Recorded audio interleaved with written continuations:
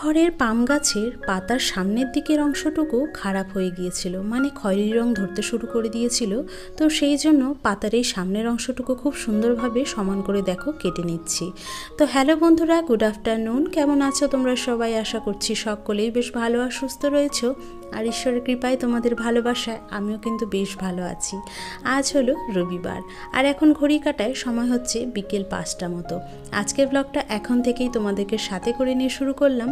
আশা করছি প্রতিদিনের মতো আজকে ব্লগটিও তোমাদের পছন্দ হবে। চলো তাহলে দেখতে থাকো। পাতাগুলোকে খুব সুন্দরভাবে কেটে নেওয়ার পরে পাতার যে অংশগুলো টবের মধ্যে পড়ে গিয়েছিল সেগুলো একটা একটা করে বেছে তুলে নিয়েছি। তার সাথে গাছে একটুখানি জলও দিয়ে দিলাম। আর দেখতে পেলাম পাতাগুলো না বেশ একটুখানি নোংরা হয়ে গিয়েছিল, তাই ওই যে একটা ভেজা কাপড় দিয়ে কিন্তু খুব সুন্দরভাবে মুছে নিয়েছি। এখন কিন্তু দেখতে পাচ্ছ পাতাগুলো আগের তুলনায় বেশ অনেকটাই পরিষ্কার লাগছে। সাথে এই যে টবটা রয়েছে সেই টবটাকেও কিন্তু আমি মাঝে মাঝে এইরকমভাবে ভেজা কাপড় দিয়ে চারপাশটা পরিষ্কার করে নিই। তো যাই হোক, ওদিকে ঘরের গাছটাকে একটুখানি দেখাশোনা করে নিলাম। আর তারপরে এই যে বাইরে 17 ইঞ্চি পেতে রেখেছি চৌকিটার ওপরে, তো সেটাকে একটুখানি ঝেড়ে পরিষ্কার করে নিলাম। কারণ এই জায়গাটাতে সকালবেলা সন্ধেবেলা বাবা মা কিন্তু বসে থাকে, আমার সেরকমভাবে বসে থাকা সম্ভব হয় না। তো যাই হোক, এই যে তারপরে চলে এসেছি। সকালের দিকে যে কটা কাপড় এদিকে মেলে দিয়েছিলাম সেগুলোই এখন চটপট করে তুলে নিচ্ছি। সকাল থেকেই জানো তো এদিকে কিন্তু তেমন একটা রোদের তাপ নেই, তবে গরমটা হালকা রয়েই গেছে। তো যাই হোক, সমস্ত জামা কাপড় দেখলাম শুকিয়ে গেছে, তো ওইগুলো তুলে নিয়েছি। আর তারপরে এই যে আমার এই নতুন ঘরের মধ্যে যে গাছগুলো রেখেছি টেবিলের ওপরে, সেগুলোকে একটু খুব সুন্দরভাবে ঠান্ডা জল দিয়ে পরিষ্কার করে পাতাগুলোকে ধুয়ে নিলাম। সাথে যে টবগুলো রয়েছে টবগুলোর কর্নারগুলোও কিন্তু খুব সুন্দরভাবে পরিষ্কার করে নিলাম। আসলে কি বলতো, গাছগুলোকে যদি এইরকম ভাবে ঠান্ডা জল দিয়ে পরিষ্কার করে নেওয়া যায় না, দেখবে গাছের পাতাগুলো কিন্তু নোংরা কম হয়, তার সাথে গাছটাকেও অনেকটা সতেজ দেখায়। তো বেশি কিছু তো যত্ন করতে পারি না আমি গাছের, তবে ওই যে সংসারের কাজের ফাঁকে যেটুকু করা সম্ভব হয় সেইটুকুই চেষ্টা করে থাকি আর কি। আর ওইদিকে গাছে জল দিয়ে চলে এসেছি ঘরে এসে এই যে প্রথমে আমার বিছানাটাকে একটুখানি ঠিকঠাক করে নিলাম। আর তোমরা তো দেখতেই পেলে, যেহেতু অফিসের কাজগুলো করছিলাম তো সেই জন্য ল্যাপটপটা অন অবস্থাতেই রয়েছে। তো ল্যাপটপটাকে একটুখানি সরিয়ে দিয়ে তোয়ালে দিয়ে ঢেকে নিলাম। আর তারপরে বিছানাটাকে খুব সুন্দরভাবে ঝেড়ে জায়গা মতো জিনিসগুলো গুছিয়ে রেখে দিয়েছি। বিছানার সাথে সাথে ঘরে যে সোফাটা রয়েছে সেই সোফাটাকেও একটু আলতো হাতে ঝেড়ে নিয়ে তারপর কিন্তু কুশনগুলোকে আবারও গুছিয়ে রেখে দিয়েছি জায়গা মতো। সাথে এই যে গাছের পাতাগুলো কেটে নিয়েছিলাম, তো সেগুলোকেই কিন্তু খুব সুন্দরভাবে দেখো ঝেড়ে এখন ঘরটা পরিষ্কার করে নিচ্ছি। আর প্রতিদিন তো সকালে বিকেলে এরকমভাবে ঘর উঠোন বারান্দা ঝেড়ে নিতেই হয়, এটা তো আমাদের বাড়ির নিয়ম। তো যাই হোক, ওদিকে ঘর দুটো ঝেড়ে নিয়ে এই যে বাড়িতে পাতা টক দই দিয়ে প্রতিদিনের মতো আজকে একটুখানি লস্যি বানিয়ে খেলাম। তো ওদিকে মোটামুটি দুটো ঘর আমার ঝাড়া হয়ে গেছে, বাইরের কাজ ছিল কিছু, তো সেগুলোকেও সেরে নিয়েছি। তারপরে এইবার রুমের কিছুটা ডাস্টিংয়ের কাজ সেরে নেব। আমার ঘরে যদিও দামি দামি লাক্সারি কোনো রকম ফার্নিচার নেই, তবে যা পুরনো ফার্নিচার রয়েছে বা দু একটা টুকিটাকি যা জিনিস দিয়ে আমার ঘরটা সাজানো রয়েছে সেগুলোকেই আমি কিন্তু প্রত্যেক দিনই পরিষ্কার পরিচ্ছন্নভাবে সাজিয়ে গুছিয়ে রাখার চেষ্টা করি। আর আমার মনে হয় একটা ছোট্ট ভাঙা ঘরকেও যদি সুন্দরভাবে সাজিয়ে গুছিয়ে পরিষ্কার পরিচ্ছন্নভাবে পরিপাটি করে রাখা যায়, তাহলে সেই ঘরটাও যেন লাক্সারি বেডরুমের সমান হয়। আর এই ঘরটাই কিন্তু আমার কাছে একটা স্বর্গের মতো। সকালে ঘুম থেকে ওঠার পর থেকে নিয়ে টিউশন পড়ানো, অফিসের কাজ, সাথে সংসারের নানান কাজ, তবুও এত কাজের ব্যস্ততার মাঝেও সত্যি কথা বলতে কি, ঘরদোর যদি পরিষ্কার পরিচ্ছন্ন না রাখতে পারি বা একটু আধটু সময় দিয়ে যদি পরিপাটিভাবে ঘরটা গুছিয়ে না রাখতে পারি, তাহলে যেন কোথাও নিজেরই অনেকটা খারাপ লাগে।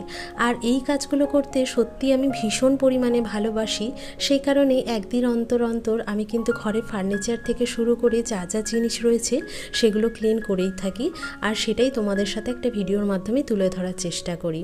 আর এই কাজগুলো দেখে সত্যি বলতে তোমরা যখন এত সুন্দর সুন্দর কমেন্ট করো, সেই কমেন্টগুলো পড়ে আমার কী যে ভালো লাগে সেটা হয়তো তোমাদের ভাষায় প্রকাশ করতে পারবো না। আর এই কমেন্টগুলো পড়ে আমার যেন ভিডিও করার আগ্রহ আরও দ্বিগুণ বেড়ে যায়, সাথে ইচ্ছে করে কীরকম ভিডিও তোমাদের জন্য নিয়ে আসবো, আর সেটা তোমাদের দেখে আরও বেশি পছন্দ হবে। তো বন্ধুরা, প্লিজ তোমাদেরকে একটা রিকোয়েস্ট, আমার এই ভিডিওটি যদি তোমাদের ভালো লেগে থাকে তাহলে প্লিজ তোমরা ভিডিওটিতে একটি লাইক আর একটি সুন্দর কমেন্ট করে দিও। আর তার সাথে নতুন কোনো বন্ধু যদি এই মুহূর্তে প্রথমবার আমার চ্যানেলটি ভিজিট করছো তাহলে প্লিজ আমার চ্যানেলটা সাবস্ক্রাইব করে আমার পাশে থাকতে পারো। আর এই তো বন্ধুরা, তোমাদের সাথে গল্প করতে করতে ওদিকে পুরো ড্রেসিং টেবিলটা খুব সুন্দরভাবে কলিন দিয়ে ক্লিন করে নিয়েছি। আর আমি কখনোই ড্রেসিং টেবিল বা আলমারি জল দিয়ে ক্লিন করার চেষ্টা করি না, সব সময় কলিন দিয়েই কিন্তু কাপড়টা ভিজিয়ে নিয়ে তারপরে এরকমভাবে ক্লিন করে থাকি। তো ড্রেসিং টেবিলের মধ্যে ডেইলি ব্যবহারে যা যা জিনিসগুলো ছিল সেগুলোকে একটা একটা করে সরিয়ে নিয়ে আবারও কিন্তু জায়গাটা ভালো করে পরিষ্কার করে গুছিয়ে রেখে দিয়েছি। সাথে ঘরে যে আলমারিটা রয়েছে সেটাকেও কিন্তু কলিন দিয়ে মুছে নিয়েছি। আর ঘরে যে ওয়াল ফ্রেম সাথে যে সুইচ বোর্ডটা রয়েছে সেটাকেও কিন্তু ক্লিন করে নিলাম। তো দেখো, পুরো ঘরটা ক্লিন করে গুছিয়ে নেওয়ার পরে এখন ঠিক কেমন লাগছে সেটাই তোমাদের সাথে একবার পুরোটা শেয়ার করে নিচ্ছি। আমার এই ছোট্ট রাজপ্রাসাদটাকে তোমাদের কেমন লাগে সেটা কিন্তু তোমরা কমেন্টে জানাতে ভুলো না। ছোট্ট এই ভাঙাচোরা ঘরটাকে আমি কিন্তু আমার সাধ্যমতো সবসময় সাজিয়ে গুছিয়ে পরিপাটি করে রাখার চেষ্টা করি। সংসারের হাজার কাজের ব্যস্ততার মধ্যে একটুখানি সময় বের করে নিয়ে এইরকমভাবে ঘরটা গুছিয়ে রাখলে আমার এটা যেন শান্তির জায়গার থেকে কম মনে হয় না। এটাই যেন আমার কাছে একটা ছোটোখাটো স্বর্গ। আর এই যে সোফাটা রয়েছে এটা কিন্তু আমার একটা প্রিয় জিনিস বলতে পারো, কেননা আমাদের মতো মধ্যবিত্ত ঘরে একটা নতুন করে সোফা কিনতে গেলেও অনেকবার চিন্তা ভাবনা করতে হয়, সেই সাথে ঘরে জায়গাও রয়েছে খুব কম। তো সেই জন্যই একটুখানি বুদ্ধি খাটিয়েই কিন্তু আমি সোফাটা নিজে হাতে তৈরি করেছি। সাথে যে ওয়াল পেন্টিংটা দেখছো সেটাও কিন্তু আমার নিজে হাতে আর্ট করা। আর এই ছোট ছোট জিনিস দিয়েই আমি আমার এই ভাঙাচোরা ঘরটাকে সাজিয়ে গুছিয়ে নিয়েছি। বন্ধুরা, আমার ঘরে যে ড্রেসিং টেবিলটা তোমরা সবসময় দেখতে পাও, এই ড্রেসিং টেবিলটা প্রায় 40 বছরের পুরনো। বাবা মায়ের যখন বিয়ে হয়েছিল তখন কিন্তু এই ড্রেসিং টেবিলটাই মায়ের বাড়ি থেকে দিয়েছিল, তাই এটার সাথে কিন্তু বেশ অনেকটাই স্মৃতি জড়িয়ে রয়েছে বাবা মায়ের, আর সাথে আমারও।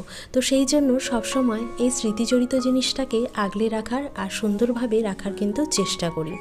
আর প্রত্যেকটা মানুষই জানে যে যত্নের ওপরেই কিন্তু জিনিস টেকসই হয়।